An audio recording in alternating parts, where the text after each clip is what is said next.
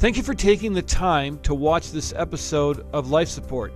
If you enjoy the content, we would ask that you like it, hit subscribe, and share it with your friends. Hey, I'm so glad you've joined us for Life Support. What we do on this program is we talk about how God is working in the lives of people and in organizations and bringing glory to Himself, even in difficult situations.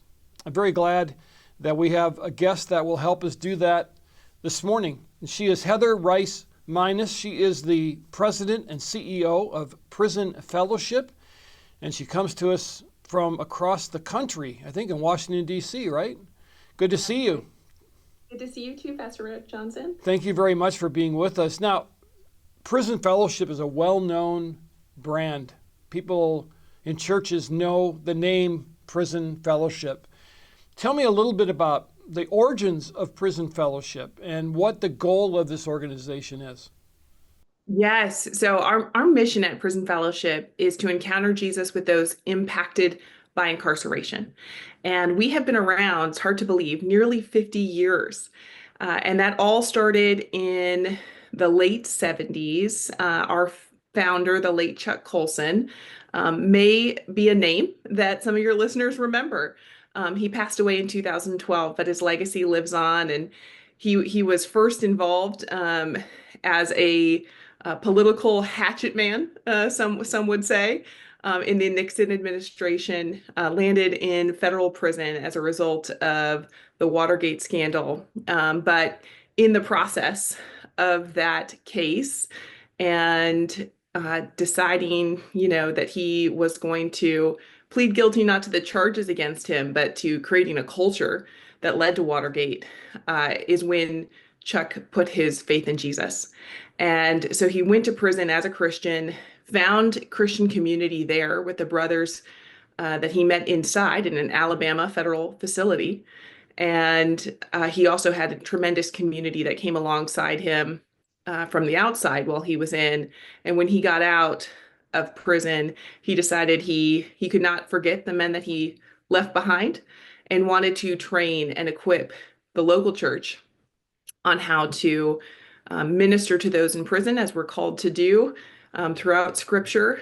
And so in the 70s is when Prison Fellowship got started, and we've been at it ever since. So a man receives Christ in prison, and his life changes, and then he dedicates his life to helping others. That's a pretty neat story. Absolutely. And yeah. I remember when that was all happening, because those of us who are old enough to remember Watergate, that was quite the national scandal. And everybody knew about Watergate. The people that were involved became household names. And so when he changed, when he went in this direction, it was a big, big deal, wasn't it? That's right. I've even met some judges who were, involved in the case and still alive, and shared with me, how at first when they heard Chuck coming out as a born again believer, some of your listeners may have read even his autobiography, Born Again, which is a classic. That he was like, this can't be real. I saw that guy, like, and then he said, but his life, his testimony. And the witness he's had through this ministry proved that the Lord really did come and change his life. And it goes to show just the mission that we're about, which is that God can redeem anyone and any life, no matter what rock bottom you've hit. And we get to see those transformation stories continue today. So you're dealing with people who are incarcerated. That's your target. And society kind of dismisses those people. Oh, good, they're behind bars, and now we don't have to think about them. We don't have to, wonder if they're going to hurt us and so forth. But yet, Jesus said, go to the prisoners. So there is that. Why is this such a fertile ground to bring the gospel into prisons, and why is the response like it is? Because there are a lot of people who are incarcerated that take this opportunity to change their lives, aren't there?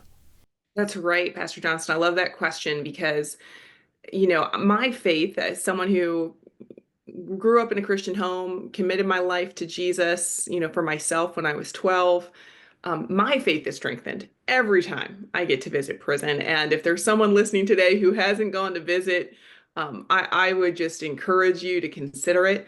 And what you will find there is that um, we know God goes where he is wanted, right? And people behind bars are often acutely aware of the fact that they need God. Some of us on the outside are so busy we forget. And so people behind bars are acutely aware that they need God. They're desperate for Jesus. And it can really be this turning point moment for so many. Another thing I tend to notice about just the unique conditions of prison is that you are less distracted oftentimes than we are outside.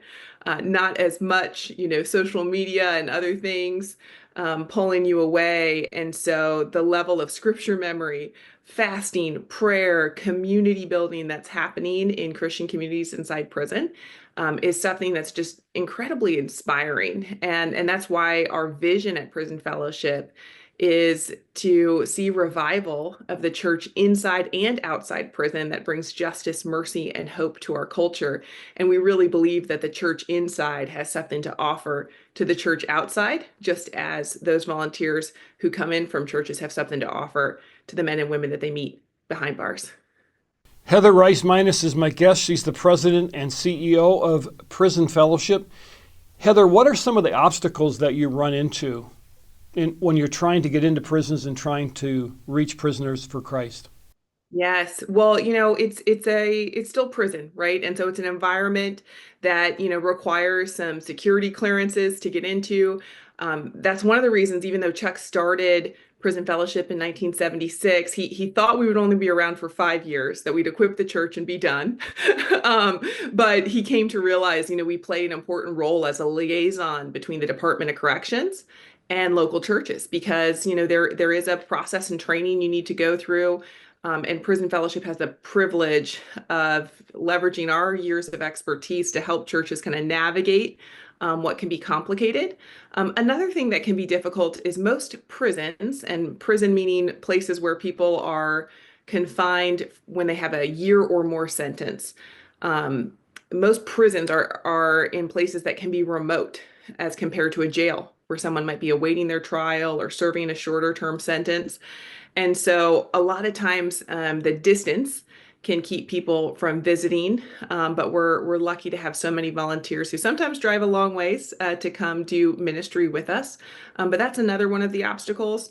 And then finally, I would just say fear. For a lot of people, they have perhaps never visited prison. They have a lot of ideas from TV and movies of what they're going to find behind bars. And so there can be a bit of fear before someone's ever gone to prison. And we've even developed a resource on preparing your heart for prison that can be really helpful in making sure that you're going in with the right posture and reflection and feel fully prepared for what you're about to encounter inside. Do you find an openness among departments of correction to help you out, or can they be an obstacle as well? Well, we are so blessed at Prison Fellowship to have some pretty amazing relationships with departments of corrections across the country. And of course, we say criminal justice system, but it's really plural. There's a system in every state as well as the federal level. And so, we build a relationship with each one, and then there's even local systems, right? But we have a program called the Prison Fellowship Warden Exchange that's been going for over a decade. And we're even training wardens on how do you promote moral rehabilitation in your prison? How do you be a transformational leader? And we've had hundreds of corrections leaders graduate from this program, and they want to partner with us on how do we bring in more programming? How do we make prison a place where you actually come home better than when you came in instead of worse? Uh, and so there are differences across the states in terms of, the welcome that Prison Fellowship and our programs may get. But some of that is connected when you get some resistance to just staffing shortages. And I will say, particularly since COVID-19, being a corrections officer is already a pretty tough job, but you can only imagine due to staffing shortages and just all that prisons had to face in the pandemic. They're still recovering from that often. And so sometimes the pushback to greater programming is just not even having enough staff to function without having to facilitate volunteers coming in. So Heather, you said that you grew up in a Christian home. You Yes. accepted Christ when you were about 12. How did you get involved with prison fellowship? One of those stories that only God can weave, right? I um, never would have imagined myself in this position, even probably 10, 20 years ago, because I thought, I would serve abroad. I taught English in East Africa right after college, and I wanted to come home, go to law school. And my plan, best laid plans, right, was to become a attorney working on adoption, foster care, child welfare issues. And that's still an issue that's near and dear to my heart. I got to do some amazing policy internships in the district and meet a lot of people impacted by the child welfare system. My husband and I, our youngest that we've adopted, was through the foster care system, and we were foster parents for 3 years before we got the privilege of adopting our daughter. But God had other plans. And as I started law school, I was looking to work part-time and nothing kind of opened up in that child welfare space. I took a role with a small nonprofit that opened a portfolio into prison conditions. And, Pastor Johnson, my eyes were just opened because as someone having lived in the suburbs, I I really had not thought very deeply about how many people we incarcerate in this country, for how long, the conditions of confinement that we have. And once my eyes were opened, I couldn't look away as a Christian. I felt compelled that I needed to care about biblical justice. And in the course of working for that nonprofit, I came in contact with Prison Fellowship. We were working in coalition together on some legislation. And I thought to myself, how amazing would it be now that I've grown passionate about this issue from a faith-based perspective to actually work for an organization that speaks on these issues from my faith vantage point. And so applied for a role after graduating law school and started on the public policy team of Prison Fellowship. We work on justice reform and continue to do that at the federal level and in several states and have been there ever since. Wow. Do you find that the evangelical community understands what you're trying to do, generally speaking? I think the evangelical community very much understands the concept of visiting the prisoner, right? In Matthew 25, Jesus says, I was thirsty, you gave me something to drink. I was hungry, you gave me something to eat. And I was in prison, you came to visit me. And so when I speak to evangelical Christians, the duty to do that is definitely there. I think, what can sometimes be surprising is this idea that you're actually going to take away something for yourself when you come to visit prison. People are often surprised when I say, you want to find Jesus, come to prison. And so that can be surprising. And then, I think one other barrier that we continue to work on is helping the evangelical community understand how we not only want to bring the hope of the gospel to people behind bars, but we also want to bring the values of the gospel to bear on the public square. And that's why we as Christians should care just as much about sharing salvation with someone in prison as we do about whether or not someone's sentence was a just amount of time, whether the conditions that they're held in reflect human dignity, and whether or not when they get out and they've supposedly paid their debt, if they struggle to find a job, to find housing, if they really can't start that second chance, we as Christians need to step in the gap and advocate for justice. Yeah, because that's the really difficult part of their journey, right? Is when they're released. Yes. Because that's when life hits them and that's when they really need help. That's right. A former colleague of mine, Jesse Weiss, would often say he too had that reentry journey at one point in his life, and he said, you think you're getting out of prison, and then you realize there's a second prison. You're Mm. going to face all of these barriers. You're going to get told no 1,000 times before you finally get a yes, and it takes a lot of grit to make it to that point. And so, we often preach, you can do all things through Christ who strengthens you, right? But shame on us if we're not helping people be able to do anything post release, and we're not part of the solution to removing these barriers and welcoming people to jobs, to housing, and hopefully not only to our church, but to our dinner tables. Heather Rice Minus is my guest. She's the CEO and president of Prison Fellowship. How can churches help? The first way churches often get involved with us, which is a program near and dear to my heart, is through Prison Fellowship Angel Tree. And this is, the time of year when we're starting to think about the holidays and Christmas. And Prison Fellowship Angel Tree connects children who have an incarcerated parent with their parent behind bars. And one of the ways churches can get involved is by signing up to serve kids who are right there in their community with a gift on behalf of their incarcerated parent.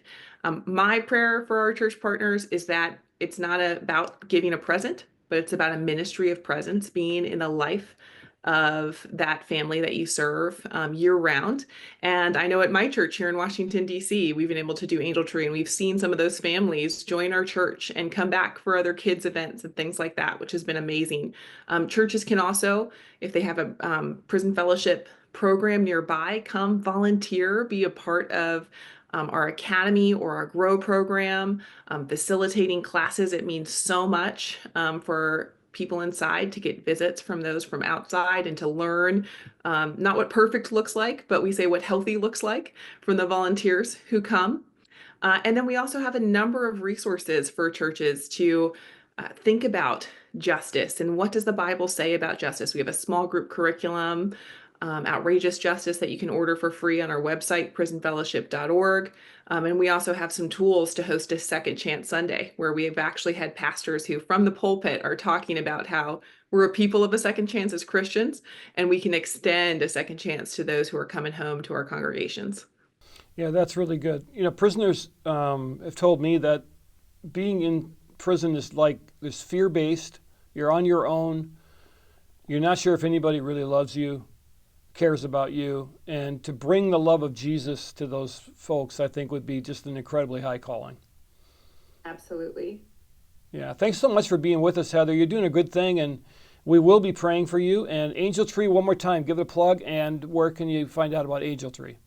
Yes, come to prisonfellowship.org. It'll probably pop up with Angel Tree right now because it's the season, but Prison Fellowship Angel Tree program is a way for us to connect incarcerated parents to their kids. It's the incarcerated mom or dad who signs up their child, and we get the opportunity to send a gift on their behalf to their child. You can go to the website to see if there's any unmatched kids, and you can also sign up your church to deliver kids' presents locally in your area.